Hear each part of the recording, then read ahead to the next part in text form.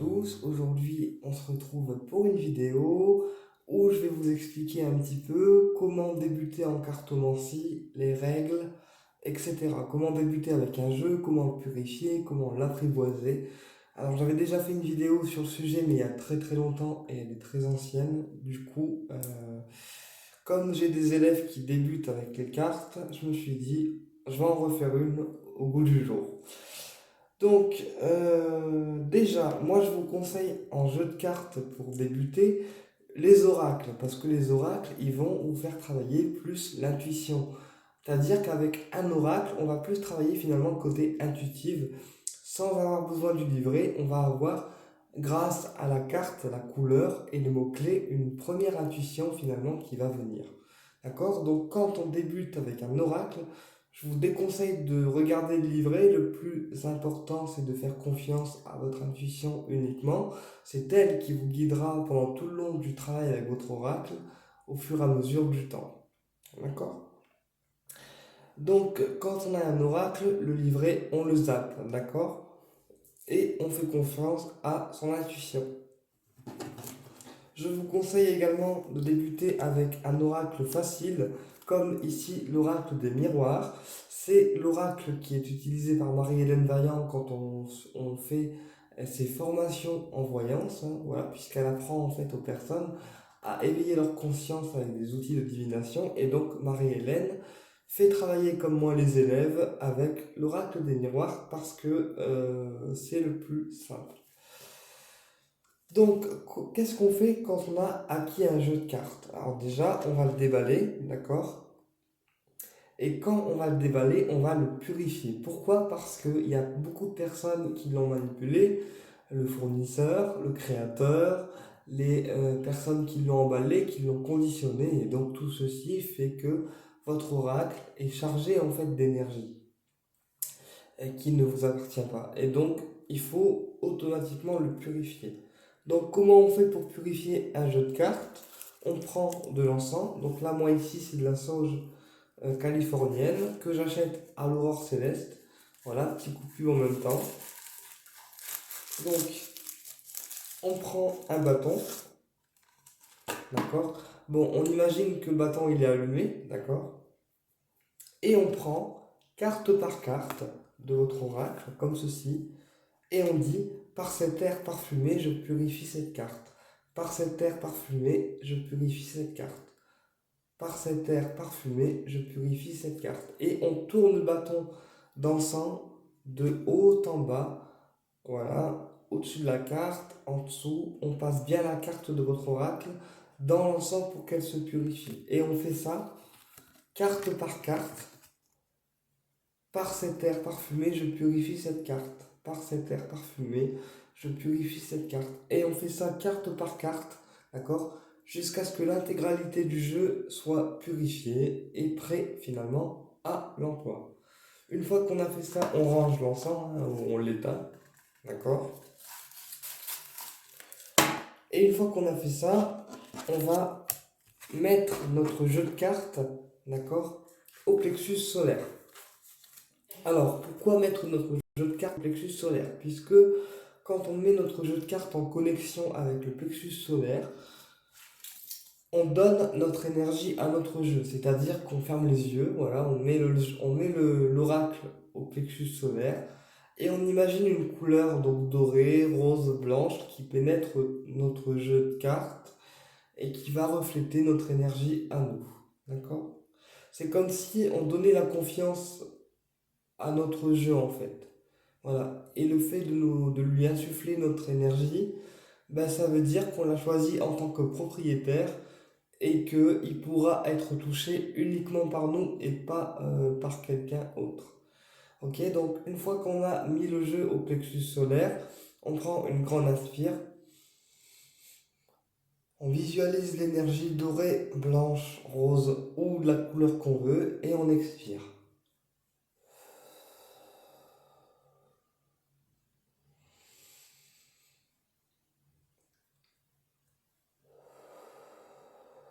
Encore une fois.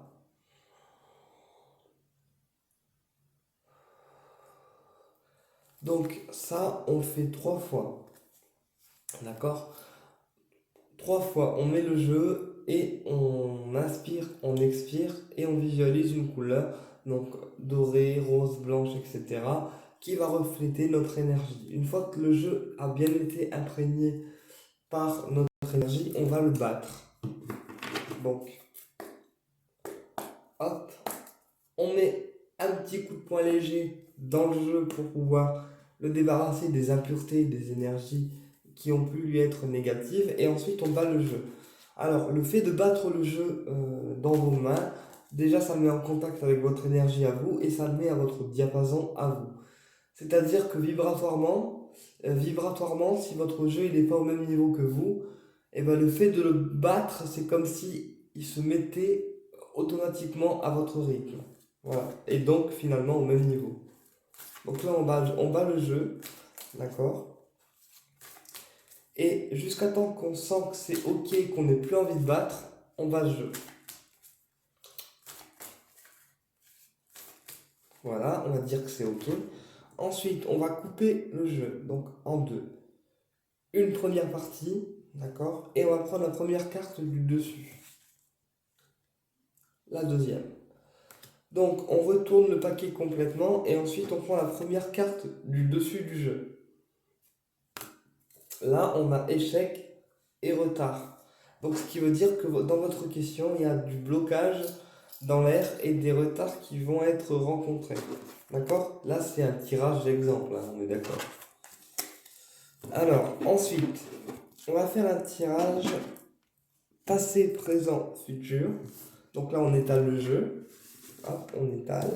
D'accord?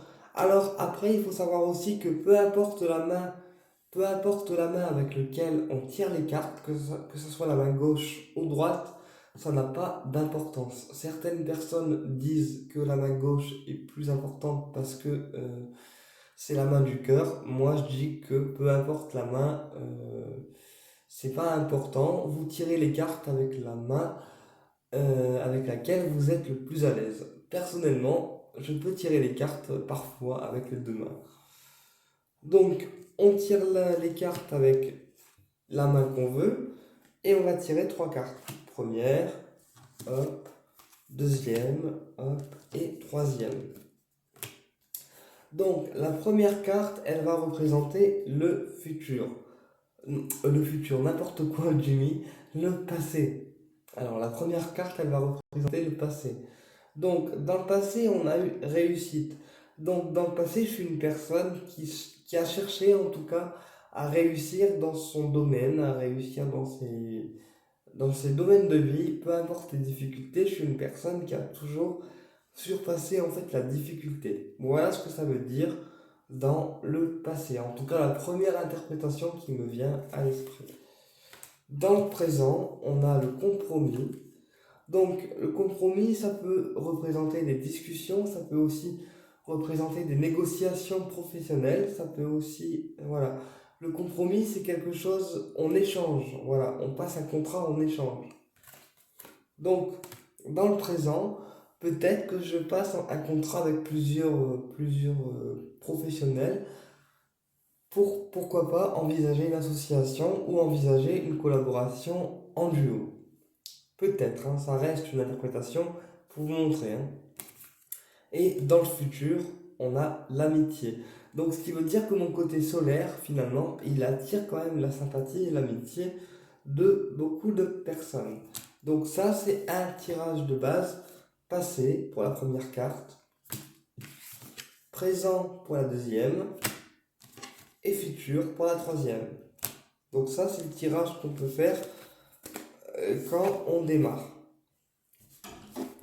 Ensuite, on peut également faire un tirage en pyramide. Donc le tirage en pyramide, ça sert à voir l'évolution d'une situation ou d'une relation. Donc on va prendre 3 cartes pour le bas qui vont représenter la base de la question posée ou la situation actuelle.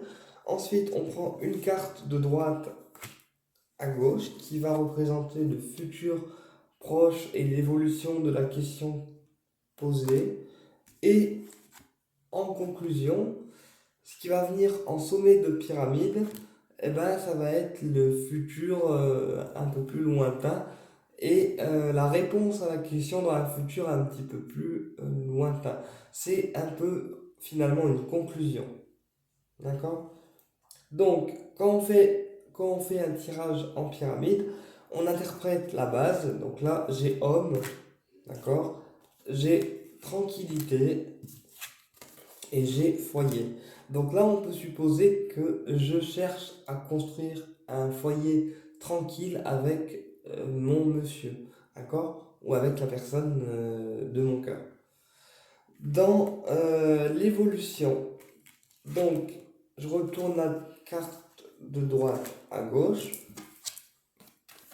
Donc, dans l'évolution, j'ai changement et famille.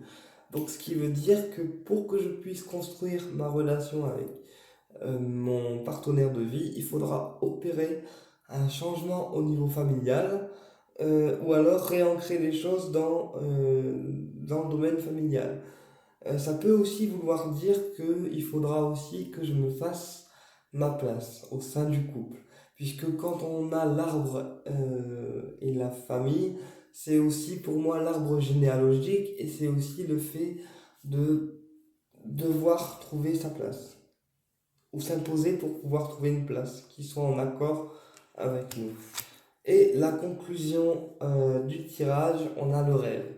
Donc la conclusion du tirage, ce qui veut dire que dans un futur un petit peu plus lointain, le rêve, ça veut dire que c'est un projet qu'on a de faire, mais que pour l'instant on n'y arrive pas et que du coup c'est un peu bloqué dans nos songes. Voilà. Donc ça c'est un tirage en pyramide qu'on appelle également le tirage pyramidal. Ça sert à voir l'évolution d'une situation ou d'une relation de manière claire, nette et précise. Ensuite, bien évidemment, pour répondre à une question par oui ou par non, avec un jeu de cartes, on peut utiliser le tirage en croix, en 5 cartes. Donc je vais le refaire. Donc je pose une question par exemple au hasard. Vais-je avoir bientôt une rentrée d'argent? Vais-je bientôt avoir une rentrée d'argent? Donc pareil, quand on sent que c'est ok et qu'on n'a plus envie de battre, on arrête de battre. D'accord? Donc je pose le jeu, je coupe le jeu en deux parties.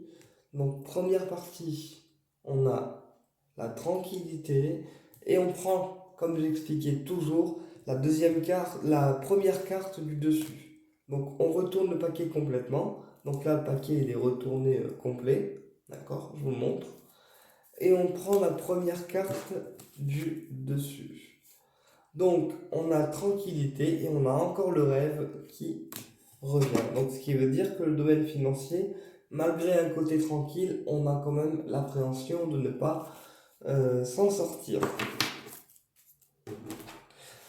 Alors, on va étaler le jeu. On tire les cartes avec la main qu'on veut, comme j'ai expliqué. Et on va tirer 5 cartes pour former une croix. 1, 2, 3, 4 et 5.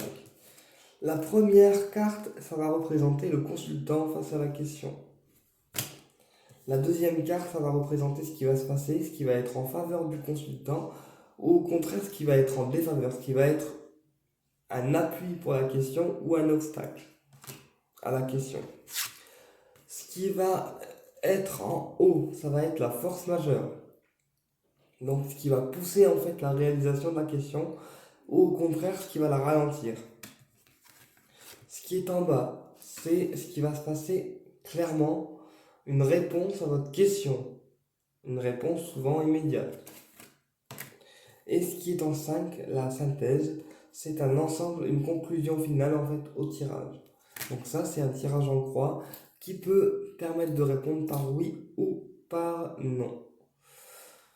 Également aussi, Pour les personnes qui tirent les cartes à distance, ne vous inquiétez pas, les guides de la personne sont avec vous, donc même si vous tirez les cartes pour quelqu'un à distance, ça fonctionne aussi.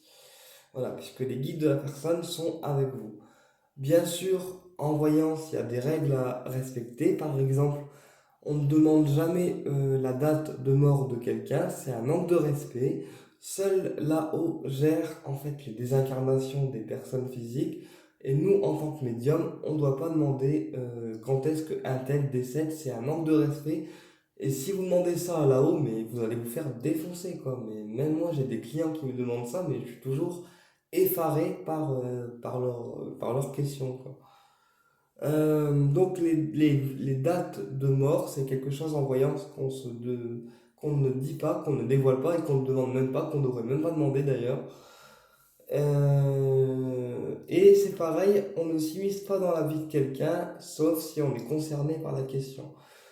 On ne va pas aller voir la vie de quelqu'un sans y être autorisé ou sans y être concerné par la question posée.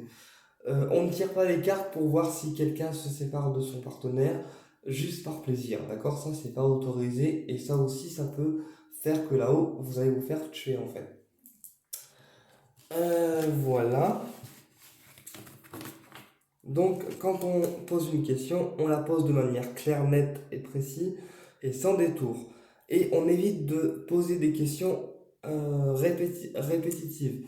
Par exemple, si la question c'est est-ce qu'il m'aime, est-ce qu'il m'aime, est-ce qu'il m'aime, si on pose ça à chaque fois, tout le temps, tout le temps, tout le temps, parce qu'on doute en fait, hein, ben forcément, en fait, l'oracle, il vous répondra plus parce que les guides estiment qu'ils ont autre chose à faire que de répondre à une question auquel vous avez déjà la réponse, d'accord? Mais que vous refusez de voir. Donc les questions de manière répétée et avec la même formulation et des questions répétitives auxquelles on connaît déjà la réponse mais on refuse de la voir, bah forcément le jeu il va pas répondre. Voilà. Bah écoutez, j'espère que cette vidéo vous a été instructive et je vous dis à très bientôt pour une prochaine vidéo. Au plaisir.